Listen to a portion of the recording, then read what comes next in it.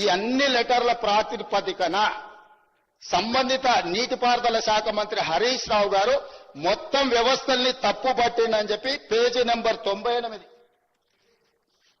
ఈ పుస్తకం page number 98లో స్పష్టంగా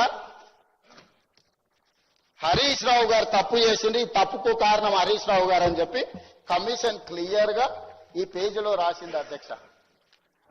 ఎందుకు ఎందుకు ఎందుకు వారు ఈ కమిషన్ ని తప్పుపడుతుండు? ఈ పుస్తకంలో PC Ghosh supreme court judge Lokpal పనిచేసిన అతను స్పష్టంగా 665 పేజీల రిపోర్ట్ లో హరీష్ రావు గారిని పిన్ పాయింట్ చేసి ఇచ్చిన రిపోర్ట్ లో వాస్తవాలను బయటపెట్టింది. కాబట్టి ఈ రోజు వారి అక్కసు వారు విషం చెబుతున్నారు అధ్యక్ష.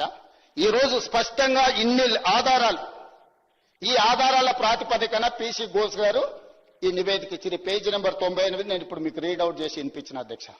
దయచేసి తప్పుడు వివరాలను ఈ సభలో ప్రస్తావించడం ద్వారా మొత్తం చర్చను తప్పుదోవ పట్టించి తెలంగాణ సమాజాన్ని ఇంకా మసిబూసి మారేడుకాయ చేయాలనే ప్రయత్నం వారు మానుకోవాలి. వారి వాదన ఏమని ఉంటే ఏదైనా చెప్పండి. మీరు ఏం విచారణ కోరుకుంటున్నారో అది చెప్పండి.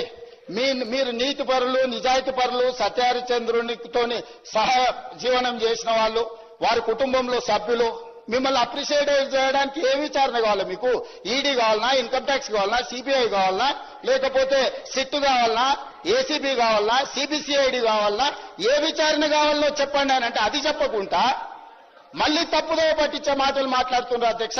దయచేసి వారు తప్పుడు సమాచారాన్ని రికార్డుల నుంచి తొలగించాల్సిందిగా నేను కోరుకుంటున్నా అధ్యక్ష.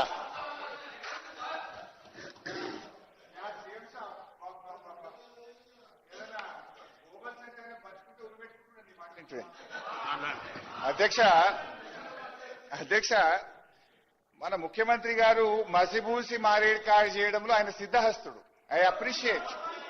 అయితే ముఖ్యమంత్రి గారు ఉమాభారతి గారి లెటర్ పేజ్ 3 ఓపెన్ చేయండి. I read out.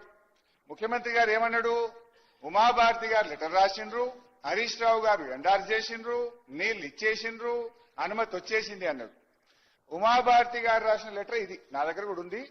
పేజ్ 1 మీరు చదివిండ్రు, పేజ్ 3 నేను చదువుతా, కొద్దిగా మీరు కూడా చదువుకోండి. పేజ్ 3 పారాగ్రాఫ్ 3 ఉమాభారతి గారు రాసిన లెటర్ ఇది. వారి సంతకం ఉంది, ఎంబ్లం ఉంది.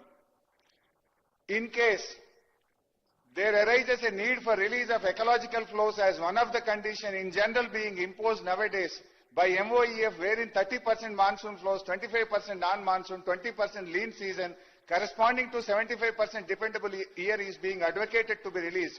Under such circumstances, the proposed diversion of 160 TMC of water may not be available for utilizations. The strategy to meet out planned utilizations under such circumstances